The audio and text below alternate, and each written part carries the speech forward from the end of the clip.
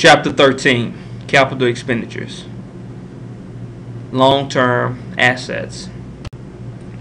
Capital expenditures, in essence, are assets that has a lifespan of longer than a year.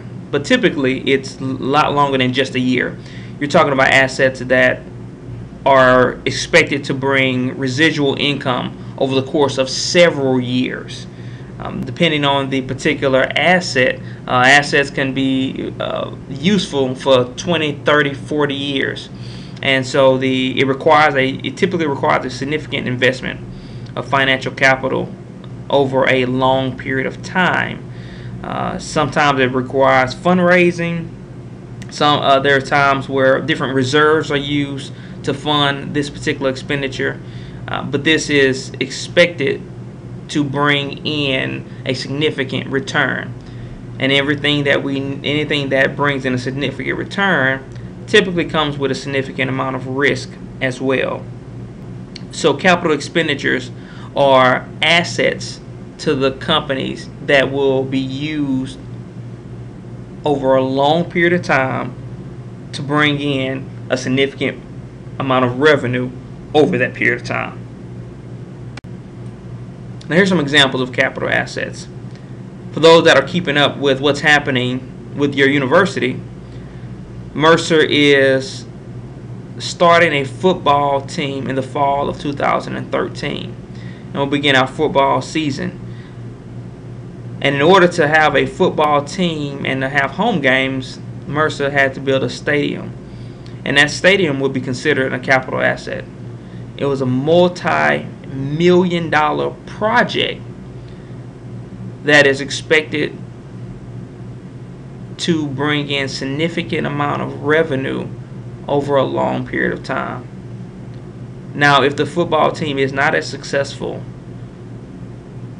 as expected, and that the revenue generated from the sport does not meet expectations, then this building of this type of asset could be a huge loss to the university. And that is the risk involved in that type of capital asset, and these types as examples that I'm sharing with you here.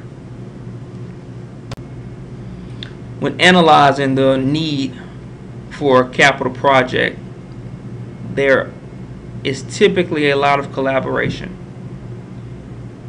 You want to be able to justify the need for the project. You want to make sure that your valuation of expected income is accurate. And you want to be able to make sure that it adds significant value long term to the company. And of course, it must be consistent with the company's overall corporate strategy. But once the project is approved, it must be tracked regularly. You must determine if everything is going to plan, and you must monitor the progress over the entire time frame of this particular purchase of the investment. And then once the investment has securely been implemented, you want to make sure that it is meeting the expectations from the initial purchase or development decision.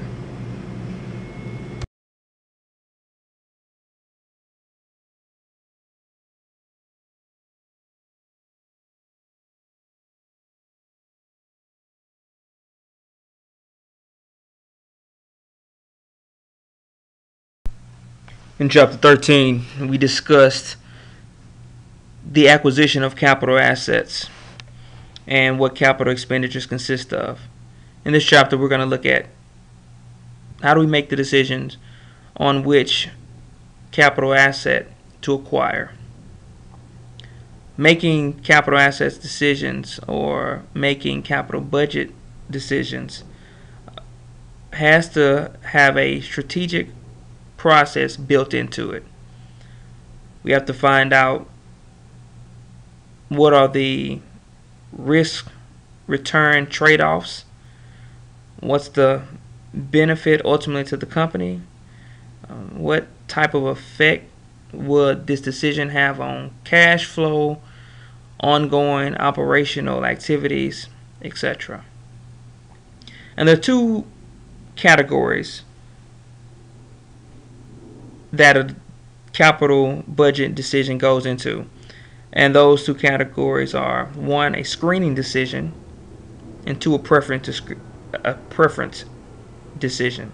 The screening decision says, I'm going to look at a few alternatives and I'm going to choose the best, most financial feasible alternative amongst those alternatives. And the preference decision says, we're going to choose one decision over another for reasons that may or may not be the most sound financial decision. It may be a political decision. It may be a decision that will benefit constituencies or the community at large, but absolutely may not be the most sound financial move. As long as the decision made does not put the company in jeopardy or in danger, then either one of these decision methods can be used. There are several types of capital budget decisions that will be made, and this is just a very minimal view of some alternatives. Cost reduction programs, as you see, asset replacements, mergers or acquisitions, and there are some no profit investments. Once again, those kind of no profit investments are sometimes done to either stay competitive, to become competitive, to help and assist with branding, or to be a move that assists the community and has some other intangible benefit. Here are the factors that must be considered when making a capital expenditure decision. And as you will see later on in this chapter through your readings and somewhat in the rest of this slide, how the need for considering these factors are vital to making the right decision. Now let's look at this term, cost of capital. We're going to go into a part of the slide that some financial calculations must be done in order to make sound decisions. But let's look at the term cost of capital. Cost of capital, in essence, is an opportunity cost of an investment. It is what that investment dollar that you're using toward a particular project costs you among alternatives. And I just kind of put a simple diagram on this slide so that you can get an idea of the impact of cost of capital. Questions that you need to consider are: what's the riskiness of the earnings? How risky is this investment? Likely is it to succeed and or fail? The debt to equity mix of your particular company. Can you afford more debt to put? Do you have enough equity in order to offset some of the debt that you already have and that would be added in addition to your firm with the acquisition of this particular capital asset? How financially sound is the firm, and the interest rate that you would be charged for this particular amount of money. So all of these are considered what we talk about as costs of capital, and they are vital when you're making investment decisions. So here you'll see some other very significant facts about the cost of capital. One is the overall percentage cost of funds used to finance an investment. It's the composite or the total cost of all the individual sources of those particular funds for that investment. And the cost of capital will depend largely on the cost of that capital from each source on which the capital was used. And always remember that the goal of an individual or business is to limit the investment to assets that provide a return that's higher than the cost of capital. So meaning that you never want to make an investment that is going to yield a return that's lower than what it costs you to acquire those funds. So as we go forward into these slides and go forward into valuation methods, you want to understand the importance of cost of capital when making decisions. Now, probably the most significant and the most valuable valuation method for determining the viability of a particular project is the net present value method. It compares your present value of future cash from an investment with the initial outlay of cash. And we'll see a formula in just a second. We'll talk about the payback period in a little while, but it's more powerful than a payback method because it considers the time value of money and it considers what we just talked about, the cost of capital. And as I said, it's usually the first choice for analyzing a capital expenditure. So, okay, here's what you need to know about net present value. Net present value is equal to the present value, the total present value, minus the initial cash outlay. What did it cost you? When calculating net present value, if a project's value is greater than 0, then it should always be accepted. If it's less than 0, then you should reject it and not do the project. The present value ratio, or profitability index, allows for ranking of alternative projects, which means that if you're looking at a few different projects, then of course the ones with the highest present value ratio is the one that we would choose, and you would rank the others accordingly. And a net present value is expressed in terms of dollars, not percentage. So the formula for net present value is your net present value is equal to your present value minus your initial investment. So now we're going to look at pages 361 to 366, and I want you to look at Appendix 1 to figure, so we can talk about how do you calculate present value. Now before I dive into this slide, I want you to take your eyes to page 508 in your text. On page 508, that's your present value table. And your present value table tells you a few things. One, it tells you how much a dollar will be worth, $1, at what cost of capital over what time period. So how does it do that? So if I were to ask you, tell me what the present value of $1 would be today, 5 years from today, at a 5% cost of capital.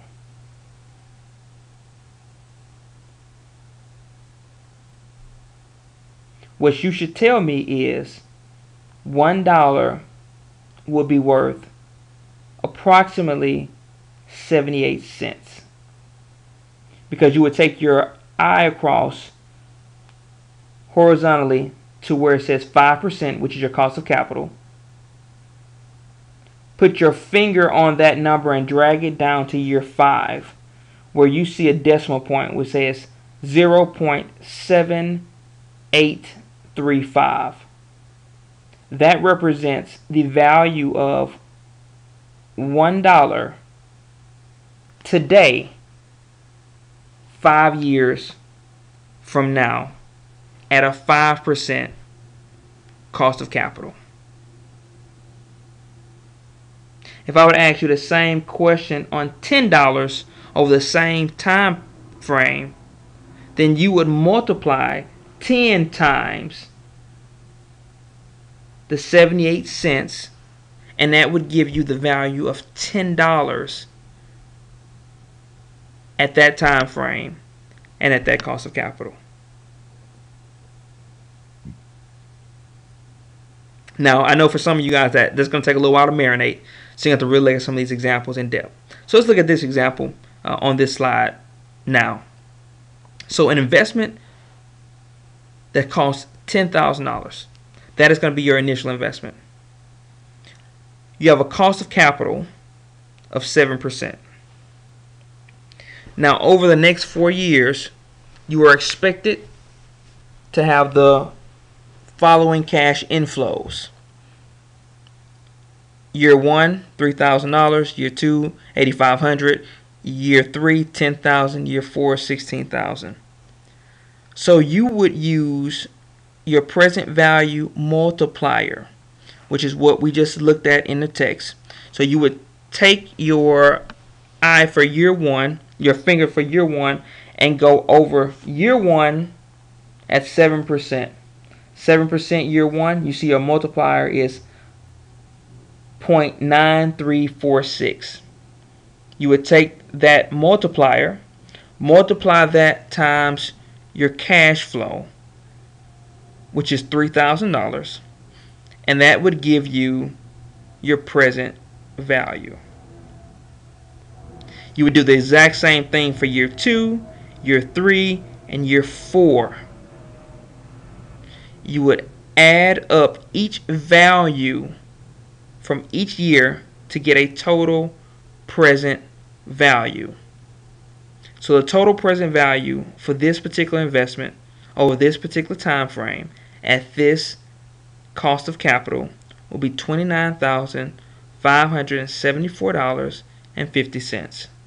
So you subtract that amount from your initial investment of $10,000, and you have a net present value of $19,574.50, which means that you should accept this particular project. Now, your accounting simple rate of return, it's a lot different than your cost of capital, whereas it's easier to calculate. Now, your accounting simple rate of return says this: it measures your profitability by comparing your investment to your future earnings. And here are the following steps. 1, you have to identify how much the initial investment is. 2, you have to find or estimate the useful life of the capital asset. So what is the life of your asset? How long is it going to be used? Step 3, you have to determine your cash inflows per year that are attributable to that particular investment. Step 4, you want to calculate depreciation. Now, depreciation is calculated by taking your investment, subtracting it from the salvage value. Salvage value is the amount that it's worth after its useful life has expired. And then you want to divide that over the life of the asset. So in order to calculate the accounting rate of return, or the ARR, you take your average annual cash inflow. So what's the average amount of funds received from a particular investment over time, subtract it from your depreciation, which is what you've calculated in step 4, and divide it over your entire investment. And that will give you a percentage, and that percentage would be your accounting or your simple rate of return on this particular project. Now, here are the advantages. It's easy to calculate. It does consider profitability. It has numbers connected to the financial plans, and it considers the full useful life of the asset, which is important. Here are the disadvantages. It ignores time value of money, which is what we saw when we calculated net present value. The net present value captured time value of money. This ignores it, and you don't see any aspect of it. So there's no depreciation in the dollar over that particular course or that time period, which we know that there is. And it only uses income data. See, that's why I use the word cash inflows and not cash flows. Cash inflows is the amount of total revenue received over a course of time for a particular project. Cash flow is the liquidity that is received over a period of time. So let's see how to calculate it next. So let's look at this example. So assume that you have an investment, a $10,000 investment.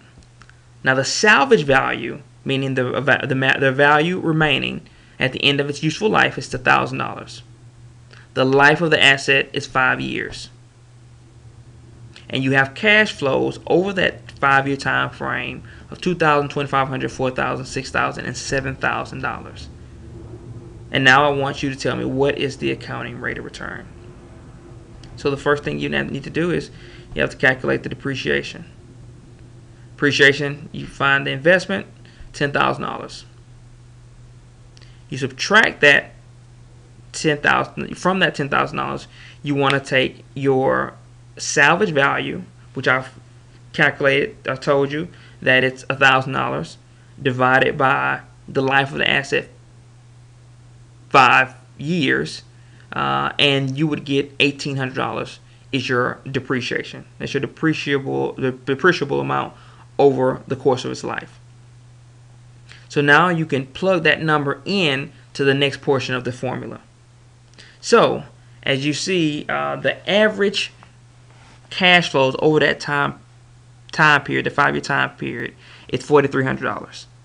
So you have your average cash flows minus your depreciation divided by your investment.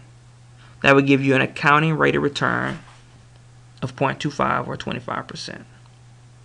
The accounting rate of return is always expressed as percentage and never as dollars. So you can use that percentage, of course, to calculate dollars, but it's always expressed as a percentage. Now I want you to see page 357 and 358 for some examples and so you to practice. And you can also look at Appendix 1 as well. Now your payback period is exactly the way it sounds. It's the number of years or the amount of time that it takes to recoup an initial investment. So it's very similar to that of a break-even point. But unlike the break-even point, where break-even point measures the amount of money needed, this measures the amount of time that it will take.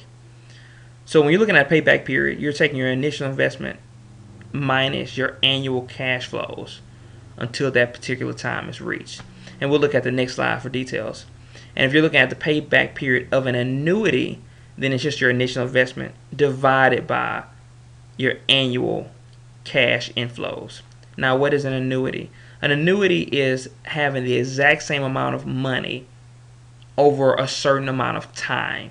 So, for example, if you were expecting an investment to generate $1,000 per year for the next 10 years, and that number will not change, then that would be considered an annuity. But if you're expecting $1,000 one year and $500 another year and $2,000 the next year, then that would not be considered an annuity because that amount will change. Now, advantage of it is that it's very easy to use and understand, handles risk very effectively. It's very good when calculating how long you can have funds floating or outstanding, and you can use the payback period with other techniques. So the payback period is typically not an evaluation method in and of itself. It gives you some perspective. Now, disadvantages: it ignores time value of money. There's no consideration of cash flows after your money's paid back. There's no measure of profitability. There's no maximum payback period that's allowed unless it's set by the company. And it typically penalizes projects with small initial cash flows. So if we're saying that a project will only bring meager returns over the first couple of years, but large returns over the next few years, we may pass on a project if we say that it takes too long. So just some of the advantages and disadvantages. Now here are some of the steps that you use to calculate payback period. 1, you identify an investment. You deduct the annual cash flow from the investment. You would stop calculation just before the year when the payback will be achieved, because this will give you the payback year. Then you would divide the cash flow of the preceding payback year by the ensuing year. Don't worry about the language. I'll show you an example in just a second. This would give you the month of the payback, and it would be in decimal form. You would then multiply the month that you had in decimal form by 12, which is the number of months in a year, and that would give you the actual payback month, and potentially will give you a payback day.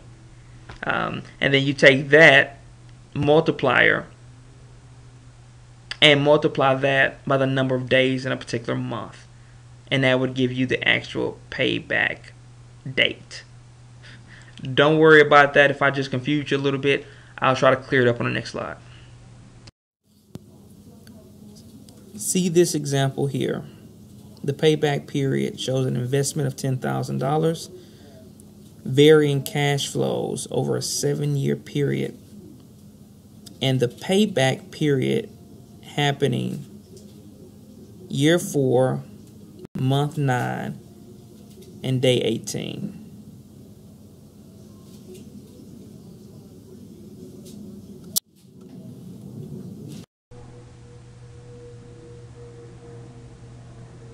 Your internal rate of return. Your internal rate of return has several advantages and disadvantages like any other valuation method. It considers time value of money, and it's more realistic and accurate than the ARR, or the accounting rate of return, because it does consider that. However, the disadvantage is that it is very difficult and time consuming to calculate. There is no consideration of varying investment sizes, and because there's so many fluid natures of projects, they could all yield different IRRs, or internal rate of returns. The internal rate of return is also known as the discount rate, and it is at the point where your net present value equals 0 or is very close to 0. The higher the discount rate, the better the return on the project. Another kind of concern is that the calculation of this particular valuation method is done by trial and error. So you have to plug in numbers until you have all your numbers plugged in and you understand which of your alternatives is closest to 0. You'll see that on page 373 and 377. So look for those examples and try to work through that as we go a little further in this slide. So here's your example. So let's assume that a project is going to cost $500,000, but it's expected to produce the following cash inflows. Year 1, $110,000. Year 2, $130,000. Year 3, $155,000. Year 4, $175,000. So using trial and error, you have to calculate the internal rate of return. So I want you to look at example 14 in your text on page 374. That will be a excellent tool for you to use when trying to figure out where do you go next with this calculation. So I would give you on a particular exam a chart, and you would have to figure out the internal rate of return. In this particular example, as you see in year 1, at a 5% cost of capital and using a present value factor of 0.952, the present value of that $110,000 in year 1 would be $104,720. You would have to do the exact same thing for at a 7% cost of capital and at a 3% cost of capital. So you would do those cash inflows at that cost of capital over the course of that time frame, the 4 years. You subtract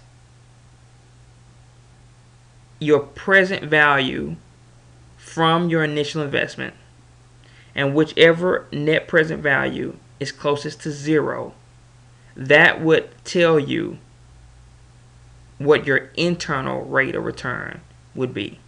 So for this particular project, your internal rate of return will be a little bit greater than 5%. please spend some time looking at examples in the text, and I will also post some practice problem, other additional practice problems as well.